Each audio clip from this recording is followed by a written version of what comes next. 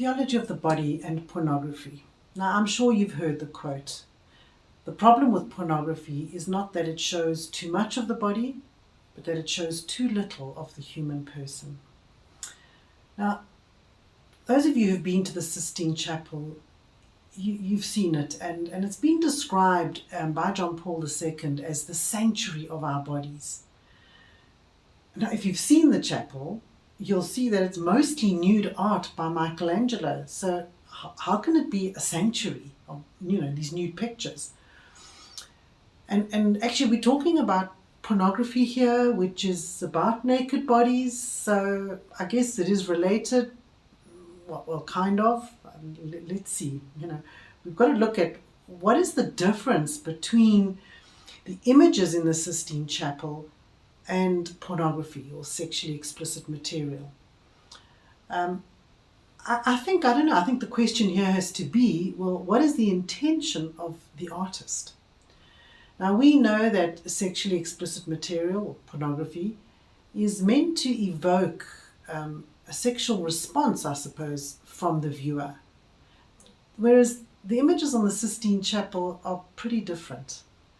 And John Paul II says that it's meant to appreciate the dignity of the whole person. So its intention isn't really to turn the viewer on, but rather to see beyond that nudity, to see the whole person in all his or her dignity, in the order of creation. Pornography, on the other hand, is teaching us to use the other person as a thing, as an object, as something for a selfish gain, selfish end. By its nature, I think we know that pornography entices the consumer to treat the person as an object. And this is such a violation of the dignity of that person. And I'm hoping to flesh that out a little bit. So in pornography, the body is no longer something that expresses the whole person that John Paul II's powerful writings talk about. Pornography has created so much confusion and so much pain in so many ways in the lives of men, women, and children. If it was meant to be good, we wouldn't see that pain. So for those of you who don't know too much about theology of the body, and just in case you think it's a work on pornography, let me just give you a very short explanation. John Paul II's Theology of the Body, written in the 1960s and presented during his papal audiences in the late sort of 1970s and 80s, is an antidote to all the confusion and the pain that is experienced by mankind today. And it offers a very relevant, and especially for our time now, very relevant vision of the human person in his or her call to love, what that actually means. Now, just to be very clear here, Theology of the Body was not written as an antidote to pornography only. Okay, this is not what this is about. I'm just trying to show you, what Theology of the Body talks about in regards to pornography, how to understand it.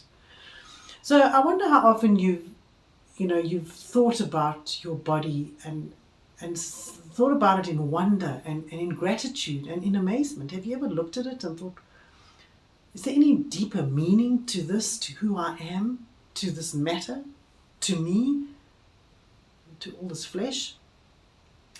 John Paul, in his Theology of the Body, encourages us to seek out the purpose of our existence, and that's what's so amazing.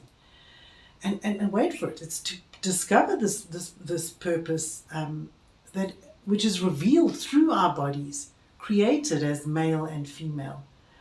And in this, he fleshed out how through these bodies that we have, we can ultimately find true love, true happiness, and purpose in our lives. Our bodies are important, yes, with all their imperfections. It's too lumpy, too big, too small, too large, too thin, etc. All these things. Yes, I get that. It's a worldview of our understanding of our bodies. But our bodies are real. And as someone once said, they are matter. and they matter. Your body matters. You've got to get that into your head. I just want to quote here. The body, in fact, and it alone, is capable of making visible what is invisible, the spiritual and the divine. It was created to transfer into the visible reality of the world the mystery of God, and thus to be a sign of it, unquote.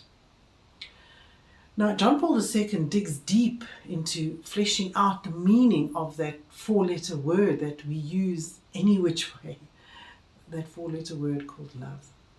He says that in order for a person to love another properly, he or she must first desire what is good for the other person. That's what true love is.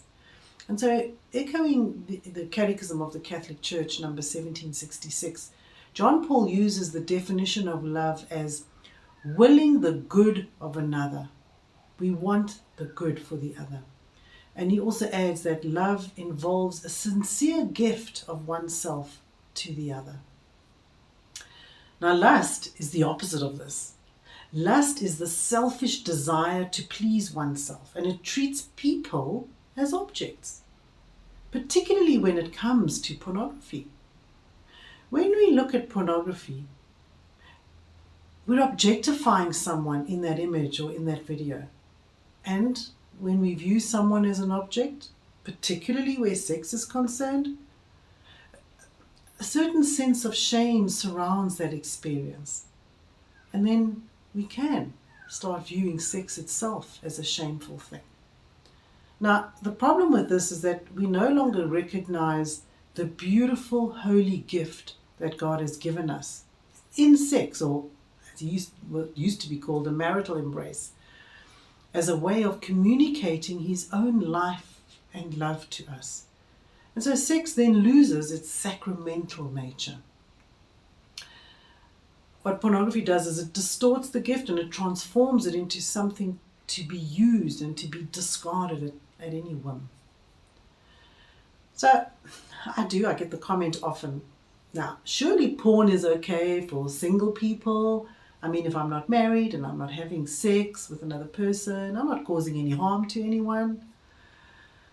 All right, so let's just get the science out of the way first.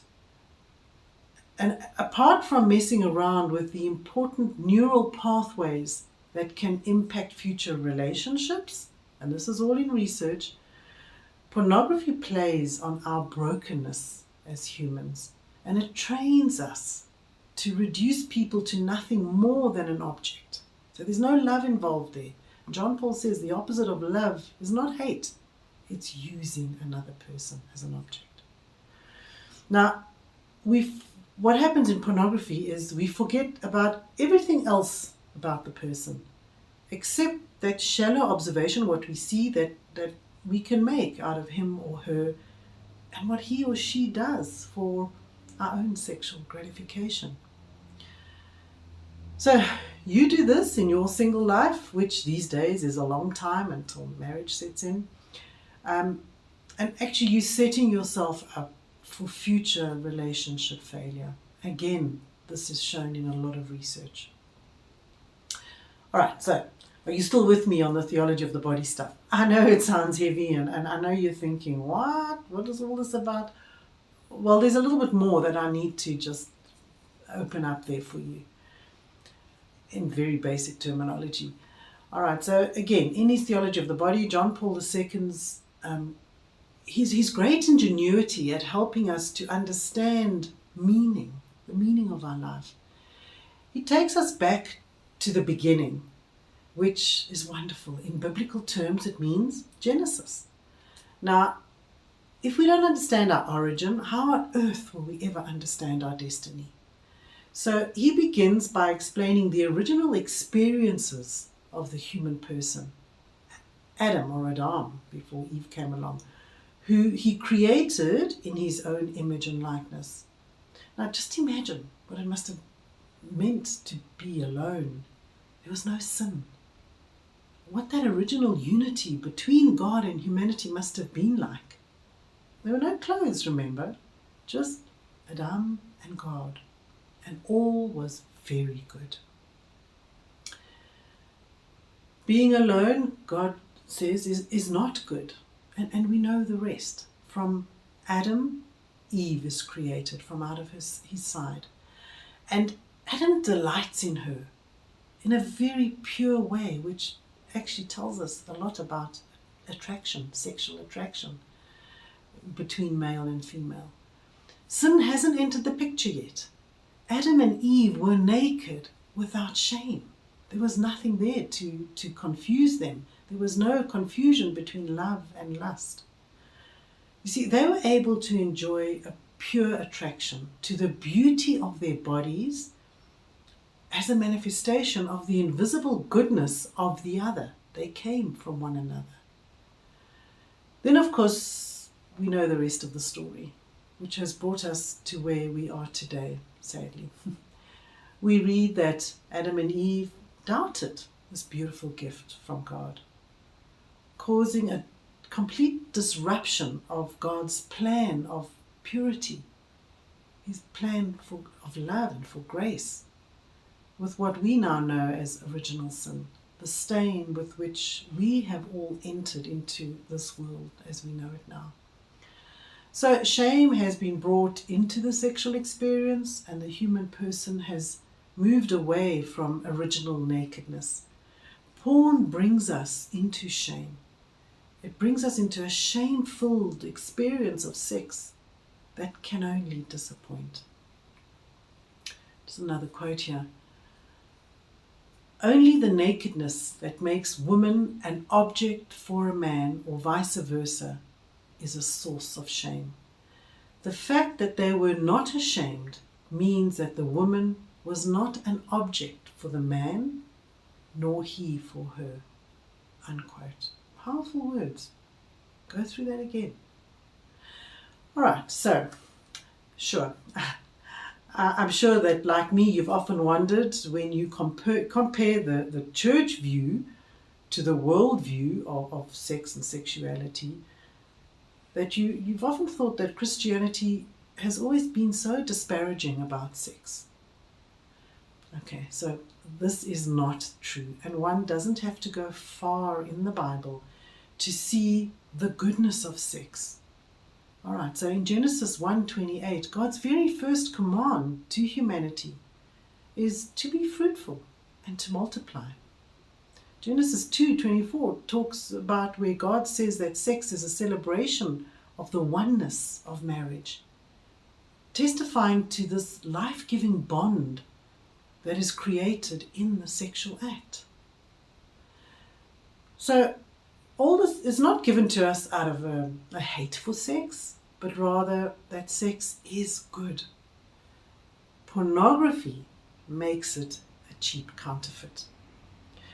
And as I think it was Mac Frad who said, just in the way that gluttony is not a celebration of food, porn is not a celebration of authentic sex. And I love that. I think it just sums it all up. In the next section, I'm going to talk about the next tenets, the other tenets of the theology of the body. So see you then. Thank you for listening.